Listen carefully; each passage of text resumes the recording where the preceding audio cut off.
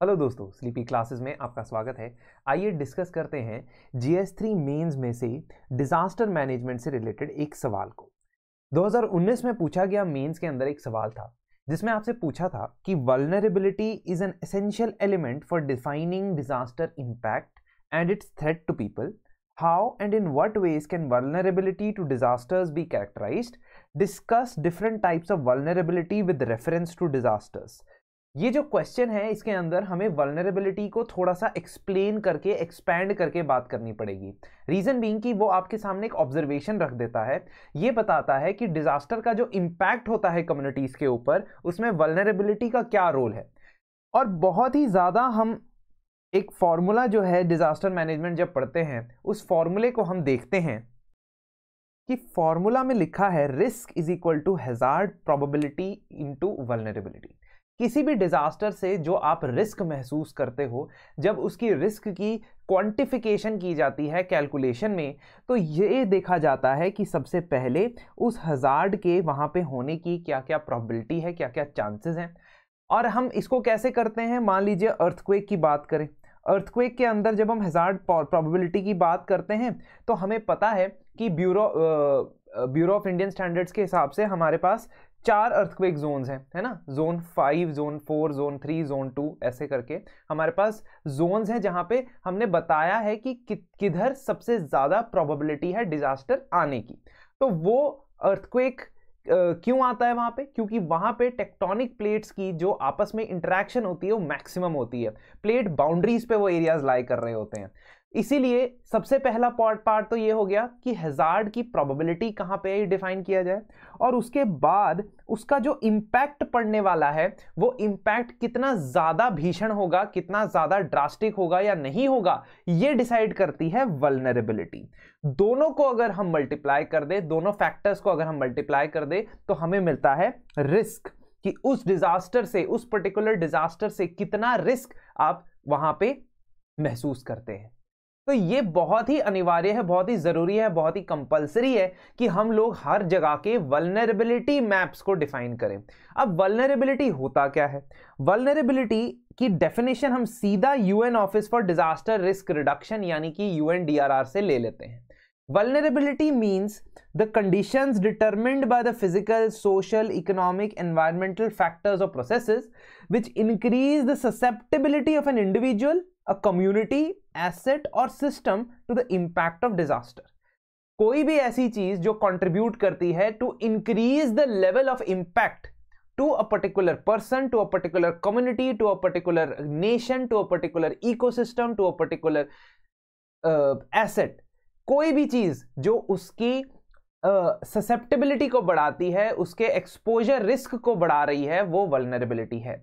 अगर एक ही डिजास्टर जो है वो ऐसे एरिया के अंदर आता है जो बहुत ही स्पार्सली पॉपुलेटेड है, बहुत स्पार्सली पॉपुलेटेड है, जिसकी पॉपुलेशन डेंसिटी 10% पर स्क्वायर किलोमीटर है, उसका वो जो पॉपुलेशन है that is not vulnerable, but the population that is living in an area with 11,000 पर square kilometre is more vulnerable.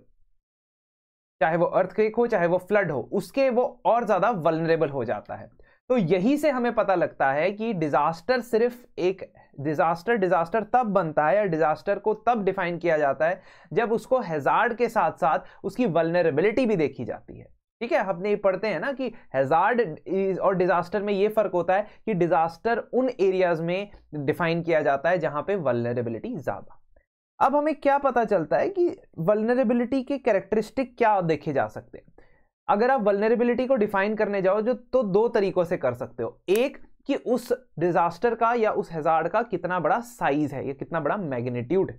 For example earthquake के केस में हम देखते हैं कि कितना रिक्टर स्केल पे उसका मैग्नीट्यूड है, या सुनामी के केस में हम देखते हैं कि कितने ब्रॉड एरिया को वो कवर करता है। तो कवरेज कितनी है, मैग्नीट्यूड कितना है, उससे भी डिफाइन होता है कि कितना वल्नरेबल बन सकता है वो इलाका। तो influence the tragedy has on society and population is used to evaluate it. For example, 2004 tsunami is one of the most devastating and deadly disasters because इसके बहुत सारे broad ranging impacts हुए, बहुत सारी countries को उसने एक ही साथ affect किया था।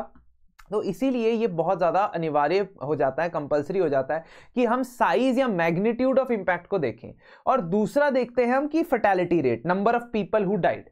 तो जितने ज़्यादा लोग वहाँ पे ससेप्टेबल है मरने के, डेथ के, फैटेलिटी के, उतनी ज़्यादा उस एरिया की वल्नरेबिलिटी बढ़ जाती है। जैसे जो लोग चेर्नोबिल न्यूक्लियर पावर प्लांट के पास रहते थे 1986 के अंदर, वो बहुत ज़्यादा वल्नरेबल थे डिजास्टर के, even before the disaster happened, because there was a risk that if there is a leakage from this plant, then that would destroy the entire population in and around that area. तो fatality और intensity, ये दोनों factor काम करते हैं vulnerability को decide करने के लिए। अब वल्नरेबिलिटी की कैटेगराइजेशन या क्लासिफिकेशन या टाइप्स कैसे हो सकती है, ये क्वेश्चन का सेकंड पार्ट है। तो वो आपसे पूछता है कि क्या टाइप्स हो सकती है रिगार्डिंग द वल्नरेबिलिटी। तो हम डिजास्टर्स के हिसाब से बता सकते हैं। फॉर एग्जांपल, अगर हम बात करें फिजिकल वल्नरेबिलिटी की, सबसे पहली वल्नरेबिलिटी क्या है कि आप जहां पे रहते हैं, जिस बिल्डिंग में रहते हैं, जिस घर में रहते हैं, जिस रोड के आसपास रहते हैं, वो जो स्ट्रक्चर बनाए गए हैं, वो जो स्ट्रक्चर्स बनाए गए हैं, क्या वो स्ट्रक्चर डिजास्टर प्रूफ है या नहीं। तो जितना ज्यादा कोस्ट के पास आप रहोगे, आपकी फिजिकल वल्नरेबिलिटी उतनी ज्यादा रहेगी। जितना ज्यादा आप कच्चे मकानों में रहोगे, वुडन हाउसेज में रहोगे, उसमें आपकी वल्नरेबिलिटी ज्यादा रहेगी किसी भी डिजास्टर के अंदर। तो वही चीज है कि the hotels, dwellings built in earthquake, cyclone और flood prone locations are more vulnerable because the structure of that has not been prepared to reduce the risk. ठीक है, रिड्यूस रिस्क करने के लिए आपने अर्थक्वेक प्रूफ बिल्डिंग में नहीं रहते हो, आप एक हाई राइज टावर में रहते हो जिसको परमिट नहीं मिला हुआ है कि वो 20 फ्लोर से ज्यादा बना सके। ये सारी चीजें आपको फिजिकली वल्नरेबल बनाती। इकोनॉमिक वल्नरेबिलिटी बड़ी आसान है समझनी। अगर आप ऐसे सेगमेंट ऑफ सोसाइटी से बिलोंग करते हो जिनके पास ज्यादा मटीरियल रिसोर्सेज नहीं है तो वो ऑटोमेटिकली और ज्यादा वल्नरेबल हो जाते हैं डिजास्टर के इंपैक्ट के। तो आप इसमें बात कर सकते हो स्लम ड्वेलर्स की। जो स्लम ड्वेलर्स रहते हैं वो बायोलॉजिकल हैजार्ड, बायोलॉजिकल डिजास्टर के काफी ज्यादा वल्नरेबल है, क्योंकि वो क्लोज स्पेस में रहते हैं, क्लोज्ड एरियाज में रहते हैं, और वहां पे स्प्रेड होने के चांसेस बहुत ज्यादा हैं। सिमिलरली अगर हम स्लम्स की ही बात करें तो उसमें इकोनॉमिक वल्नरेबिलिटी इस तरीके से हो जाती है कि once you are struck by disaster, एक बार आप डिजास्टर से स्ट्रक हो जाते हो, आपकी जो भी छोटी मोटी आमदनी थी वो खत्म हो जाती। ठीक है, और मैं इसमें लैंडलेस लेबरर का भी एग्जांपल दे सकता हूं। एक लैंडलेस लेबरर जो डेली वेज अर्नर है, जो डेली वेजेस पे काम करता है, अगर ड्रॉट आ जाता है उसके गांव में, अगर उसके विलेज में, तो फिर वो और ज्यादा वल्नरेबल है एज कंपेयर टू समवन जिसके पास सेविंग पड़ी होगी। हो सकता है वो कंटिजेंसी सिचुएशन को निकाल ले, लेकिन लैंडलेस पर्सन नहीं निकाल पाएगा क्योंकि वो डेली वेजेस पे जीता है। तो ये हो गई इकोनॉमिक वल्नरेबिलिटी। सोशल वल्नरेबिलिटी कहां कहां से पाई जा सकती है? Social vulnerability race, religion, class, gender, ये वाले जो डायमेंशन होते हैं, इसमें अगर कोई वल्नरेबल पाया गया तो उसे सोशल वल्नरेबिलिटी बोला जाएगा। फॉर एग्जाम्पल, कुछ एरियाज जो बिहार यूपी के अंदर होते हैं जहां पे शेड्यूल्ड कास्ट के लोग रहते हैं, उन एरियाज तक रिलीफ वर्क पहुंचता बहुत लेट है। ठीक है, ऐसा ऑब्जर्व किया गया है। ऐसा जरूरी नहीं कि हमेशा होता हो, बट सर्टेन इंस्टेंसेस में ऑब्जर्वेशन ऐसी पाई जाती है, तो इस वजह से वो ज्यादा वल्नरेबल हो जाते हैं। इसमें आप जेंडर का भी लिख सकते हो, that in the case of disasters women are taking a lot of time to rehabilitate. ठीक है, और उनके लिए भी हम जो है वो भी ज्यादा वल्नरेबल हो जाते हैं डिजास्टर्स के प्रति, क्योंकि डे टू डे एक्टिविटीज के अंदर विमेन का ज्यादा इंपॉर्टेंट रोल होता है। तो ये सोशल या ऑर्गेनाइजेशनल, अगर आप वल्नरेबिलिटी की बात करें, ओल्ड एज की यहां पे बात कर सकते हो सोशल ऑर्गेनाइजेशन में, कि old age people, children, they are more vulnerable, क्योंकि इनके मेंटल हेल्थ पे भी ट्रॉमेटिक इंपैक्ट पड़ता है। देखो, डिजास्टर जो होता है ना, वो ट्रॉमा भी देता है आपको। इतना आसान नहीं है कि आप डिजास्टर, आप आसानी से कह दो कि किसी का जो घर बार है वो फ्लड में चला गया, उसको बोल दो दोबारा से अब सबका आपको रिलीफ पैसे दे देंगे और आप रिकंस्ट्रक्ट कर लो, रिहैबिलिटेशन कर लो। It is not that easy, it has mental trauma also involve. तो वो मेंटल ट्रॉमा जो है वो सोशल और ऑर्गेनाइजेशनल एस्पेक्ट्स में कुछ सेगमेंट्स ऑफ सोसाइटी पे ज्यादा नजर आता है। एटीट्यूडनल बिहेवियरल की भी बात हुई है, और ये जो हम बात कर रहे हैं टाइप्स ऑफ वल्नरेबिलिटीज, ये हमने कई डिस्ट्रिक्ट्स के डिजास्टर रिस्क रिडक्शन प्लान से लिया है।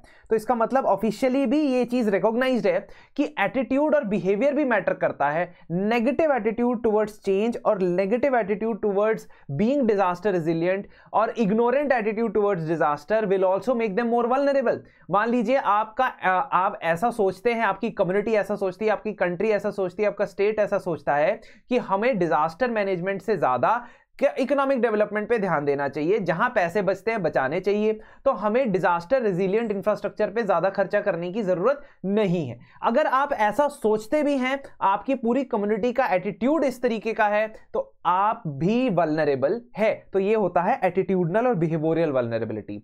और आखिर में आपके आसपास का एनवायरनमेंट कैसा है, आपके आसपास का वातावरण कैसा है, आपके आसपास का इकोसिस्टम, कहां पे आप रहते हो, that also matters. For example, अगर आप रहते हो एक ऐसे रीजन, ट्रॉपिकल रीजन के अंदर जो ईस्टर्न कोस्ट पे लाई करता है, तो आप हमेशा ट्रॉपिकल साइक्लोन्स के चपेट में आने के लिए सबसे ज्यादा वल्नरेबल रहेंगे। तो आपकी वल्नरेबिलिटी आपके आसपास के एनवायरनमेंट, आपके आसपास के इकोसिस्टम से बदल सकती है। अगर आप हिल रीजन्स में रहते हो, खासकर हिमालयस की बात करें, तो आप लैंडस्लाइड्स और एवलांचेस के बहुत ज्यादा ससेप्टेबल हो सकते हो। तो कहने का मतलब आपका आसपास का एनवायरनमेंट भी डिफाइन करता है कि आप कितने वल्नरेबल हो और आप उससे एक डिजास्टर से कितना कोप कर सकते हो।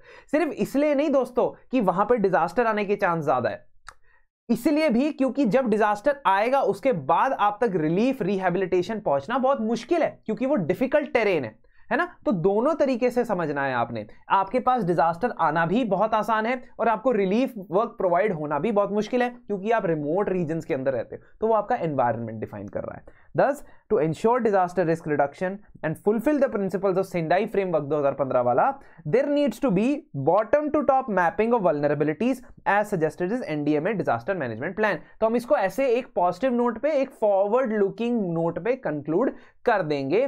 अगर आप इस आंसर से की तरह और भी कई आंसर्स लिखना चाहते हैं, लिखने के साथ साथ उनकी इवैल्यूएशन चाहते हैं, और इवैल्यूएशन के साथ साथ लाइव डिस्कशन मेरे साथ करना चाहते हैं अपने आंसर्स का, कैसे इनको बेहतर बनाया जाए, किन चीज़ों पे आपको पर्सनली काम करना चाहिए, तो आप हमारे 48 days mains answer writing course को एनरोल कर सकते हैं, जहां पे आपको 8 हफ्ते के अंदर अंदर हम एक बेसिक टू काफ़ी एडवांस, नॉट एडवांस्ड तो बहुत ज़्यादा नहीं हमें होने की ज़रूरत होती, क्योंकि हमने जस्ट अबव एवरेज आंसर लिखना है। ब्रिलियंट आंसर्स लिखने का कोई भी फ़ायदा नहीं है, क्योंकि अगर हम ब्रिलियंट आंसर्स लिखने की भीड़ में चल जाएं और उसमें 2-3 क्वेश्चन हमारे रह जाए पेपर में, तो कोई फ़ायदा नहीं होगा आपके ब्रिलियंट आंसर्स का। तो हम आपको स्टेप बाय स्टेप वहाँ पे इंप्रूव करते रहेंगे, डिस्कशंस वहाँ पे होगी, कंटेंट कैसे बनाना है, कीवर्ड कैसे पढ़ने, साथ ही साथ स्ट्रक्चर कैसे करना है अपने आंसर को, और कहां से पढ़ना है, सब्जेक्ट वाइज भी बताऊंगा कि मेंस के लिए क्या क्या चीजें कहां से पढ़नी चाहिए, क्या क्या आपकी वैल्यू एडिशन में इंपॉर्टेंट